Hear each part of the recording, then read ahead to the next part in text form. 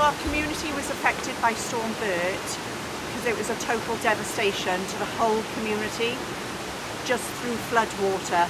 So the top of the village where we're standing now, from a builder's bag that caused complete devastation throughout the village.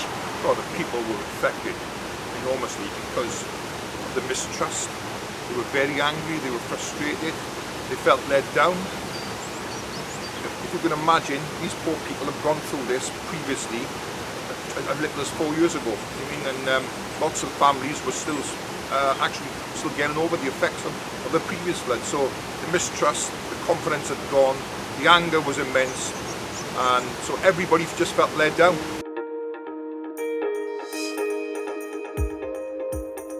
The community responded as they normally do in this village. This village has grown up on community spirit. Take it from me, they've always had to sort of fend for themselves, and they have done. So the negative was anger, frustration. What were they going to do about it? They stood up, as they always do, and formulated a group called themselves the Task Team, which have been absolutely fantastic. So, and this group of people have come from all areas of the village, with all vast experiences of life, and together we've questioned the local authority to ask him why, when and who is going to be there for us in the future, and these people are the evidence of the future.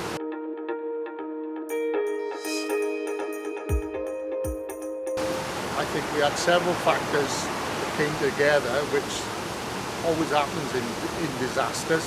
Everything came together, and I don't think anybody was prepared for it. And certainly the council weren't prepared for it. And the initial meetings, they thought they were, but they weren't.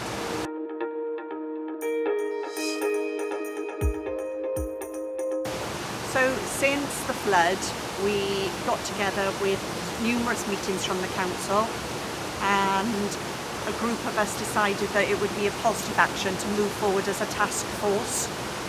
So we've had some local training where we've been provided with communication, lights, first aid kits, various items in our emergency box. We open up the Stoot as the hub. We had some important training where we simulated an event that we had actors that came in, played the part of the victims.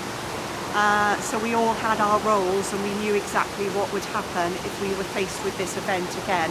And that could be any event in the village. It could be from a fire, from a flood, from a major road traffic collision, a train collision, anything. It was just how we would manage as a task group of any future sort of disaster.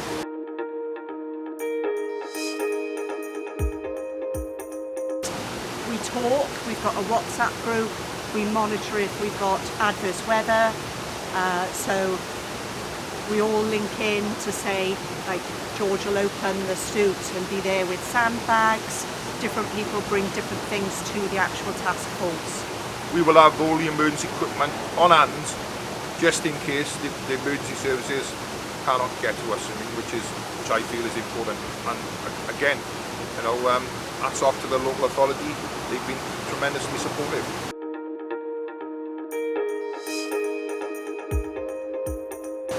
I think our relationship with Blaenau Gwent Council has just blossomed really. From what was a completely negative experience, we've now been able to turn that around. They've given us the tools to help ourselves, and by doing that, we've been able to gain the trust.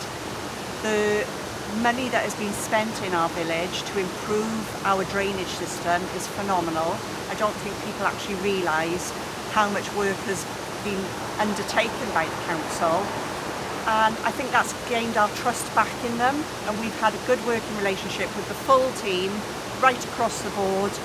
From as soon as an alert comes in, we have contact with Blaenau Gwent to say what's going to happen, where they're sort of patrolling, what they're providing to our village, which gained massive benefits to us, and the confidence has grown.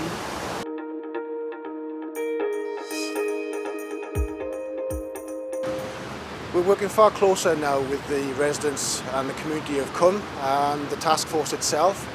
As a council, we're trying to be more prepared for when we experience these weather events, putting additional resources in and checking the culverts. But I think as a task force, as a task group, I think they understand that the community needs to be a little bit more resilient. You know, we've offered them and provided training. We've provided flood sacks, we've offered them and provided water pumps so that they're able to respond to events themselves.